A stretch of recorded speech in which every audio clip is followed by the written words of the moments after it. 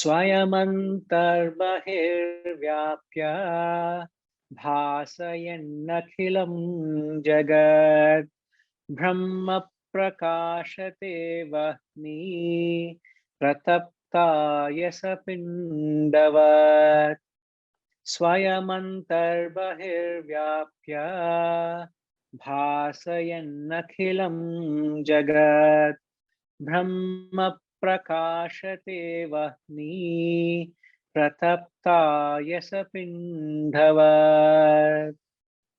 Now here he is saying pervading and illuminating the entire universe within and without, Brahman shines by itself like a red hot iron ball in fire. Pratapta yasapindavat. Brahma prakashate vahni. Brahman shines by itself. It doesn't need any other external factor to give light to it. Like a red hot ball in fire. So it's an interesting analogy.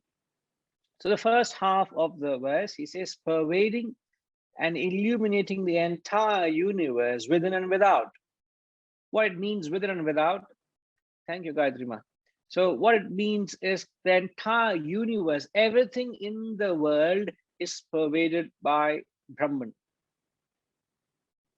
It is there, it permeates. A few verses last week we learned, he said Brahman pervades just like butter in milk, isn't it?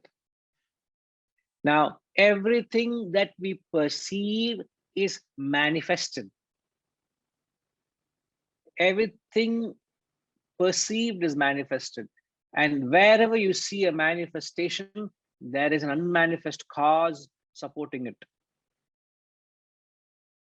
Just like when you see the Shivalinga, what do you see? Ushama, UK. When you see the Shivalinga, what do you see? Namaste Guruji. You see a stone which is in the form of a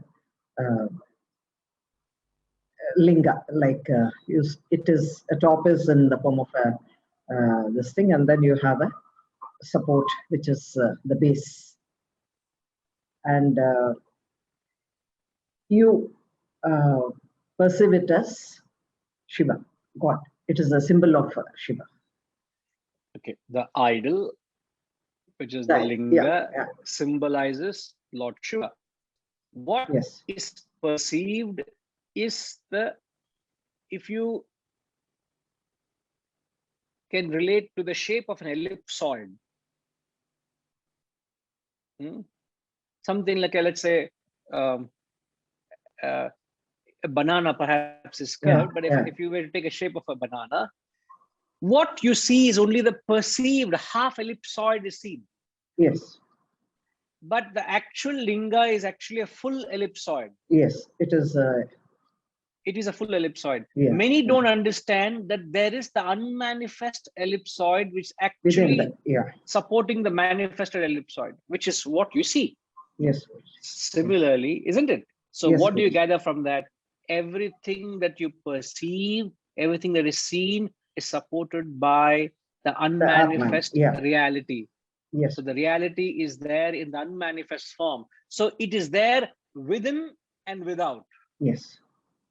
Now, what do you mean within and without? Means it is there, but supporting the what we see.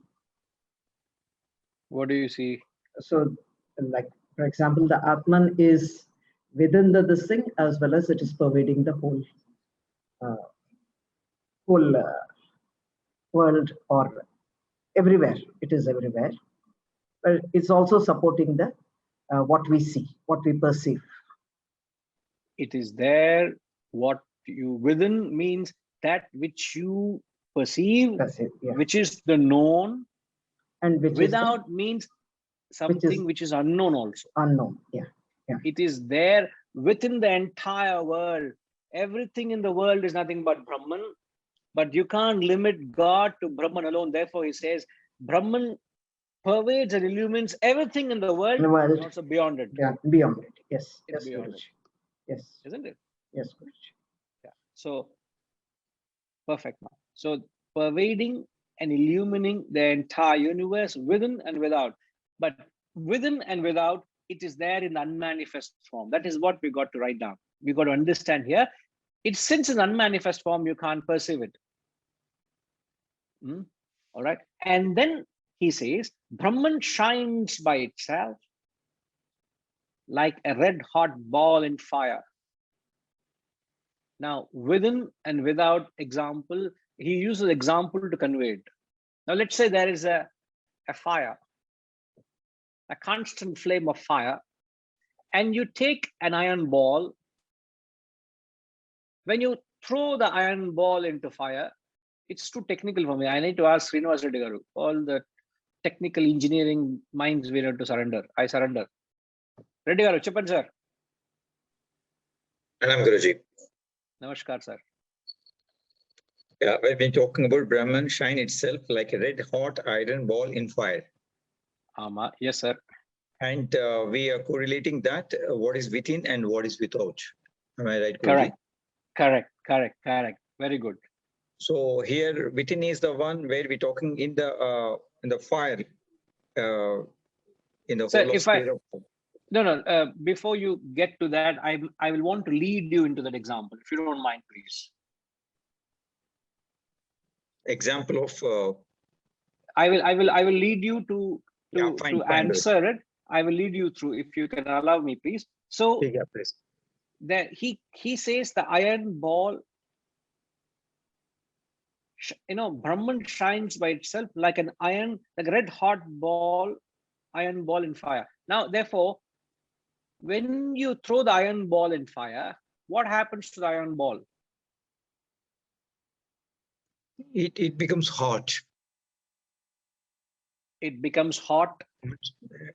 And it starts illuminating. Because it has been interacted with the fire. So you can see a red fireball in the fire. Yes, correct. So what would happen is the iron ball starts losing its identity of matter, starts gaining the quality of fire it's identifying, isn't Yes. it? It's just getting melting away with the fire. It perhaps melts away. Okay. So when the iron ball identifies with fire, can we not say that it becomes fire? Yes, Guruji. Then isn't the fire illuminating within the iron ball, and isn't there fire without the iron ball? Yes. Perfect, Guruji. Got the message. Isn't it? Yes. Yes. It's a beautiful thing. A concept how he is trying to convey it, within and without. Every aspect of that iron ball loses its nature of matter and becomes Brahman because of the union with Brahman. And it is there in it, and thereafter it is there beyond it as well. You can't limit the fire to that sphere of that iron ball. No, it is there way beyond it, isn't it? Yes. Yes, Guruji. But it shines by itself because of the union with the self, isn't it? Yes. Right. Wonderful. It's as I said, these examples are so beautiful. If we interpret in the right context, it has a greater connotation. Okay. First Vijayji, and then I know Harishji wants to say something. It's a wonderful example, technical terms, Guruji. What occurs to me is that fire is energy. And iron ball by itself, to begin with, didn't have any energy. When it gets heated up, it absorbs energy. And instead of just being a mere iron ball, it becomes a ball of energy. Correct. And it keeps giving it out, Yes. So it's just not iron ball. It's something more than just an iron ball. Indeed. Very true. Very true. So it loses its trait and borrows a trait of what it's identifying with. And what is that called, Vijayji? Radiation? You're talking about what it's giving out? No. No. What is that law which supports that argument, Vedantic law?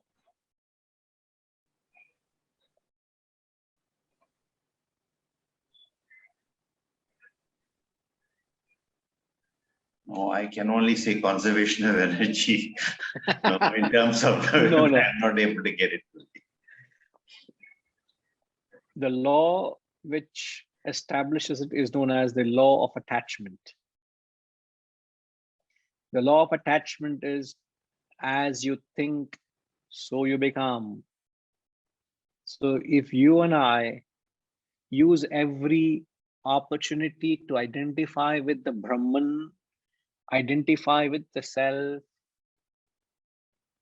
if your mind were to resonate with the self, you will become the self. And once you become the self, you will start radiating the joy and bliss of the self, and the qualities and traits of matter go away. Isn't it?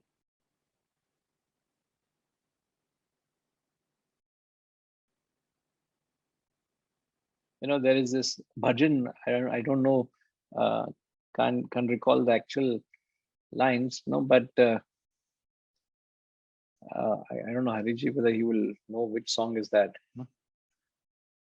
He says, pal pal chin chin, ghadi ghadi nis din, Ram japa kar, Ram japa kar, chanchal man nit Ram japa kar. You know, the verse, it starts with that. Chanchal man nit Ram japa kar. The mind is chanchala. As you know, chanchala means it is running everywhere, thinking of many, many things. And the bhajan says, Chanchal man nit Ram japa kar. When to japa? When am I to do japa? Pal pal chin chin, ghadi ghadi nis din, Ram japa kar, Ram japa kar, chanchal man nit Ram japa kar. So it is appealing the mind to imbibe the quality of uniting with the self, which is nothing but the law of attachment. So everything that you do, everything that you speak, everything that you eat, you wine, you dine, everything in your life should be a tapas, should be a sadhana. So your efforts and thoughts are uniting with the self. Just like the ball is in fire, it becomes fire. If you, this individual jiva, which is just mere matter, identifies with the self, you become the self. It's beautiful. I hope you're able to see the connect. Right. Harishi, is there anything you need to add or share in the context? I don't know whether it is opportune, but I do get reminded of your earlier classes, where I think there is something which you said, lots which you said, which is very apt and similar in this context, particularly in the light of what Tinky Amma talked about life and death, and also what right now Vijuji has been talking about. And in your earlier classes, when you were talking of the theory of reincarnation and coupling it with the laws of life, you had explained that the law of conservation of energy and the law of indestructibility of matter, when you combine these two, and also you connected it with Einstein's theory on the interchangeability of energy and matter, right? And you had therefore established the theory of reincarnation, which is to say that the Atman actually exists even in death, right? And therefore, if it exists in death and if it exists in life, therefore, this Atman, which is the life-giving force, is really beyond just life. Yes. And therefore, this is the proof that Atman is beyond matter. So the very fact of reincarnation proves exactly what you have been saying. Is what I didn't say it, Guruji, you only said it. Now, I will have to go to GBK Ragaru on this. GBK Ragaru, you will agree, no? He will tell everything, and then he says, Guruji, you only said so. He is testimony to that. Correct, GBK Ragaru? His name is Hariji. But the hot iron ball, it loses its identity and it just disappears because all vasanas are gone. That is the same body also. It is ultimately will be, as long as the vasanas, like the fire, how it melts away the identity of the body of the iron ball. So we also ultimately reaching to Brahman, or vasanas are to be burned. That is the iron ball.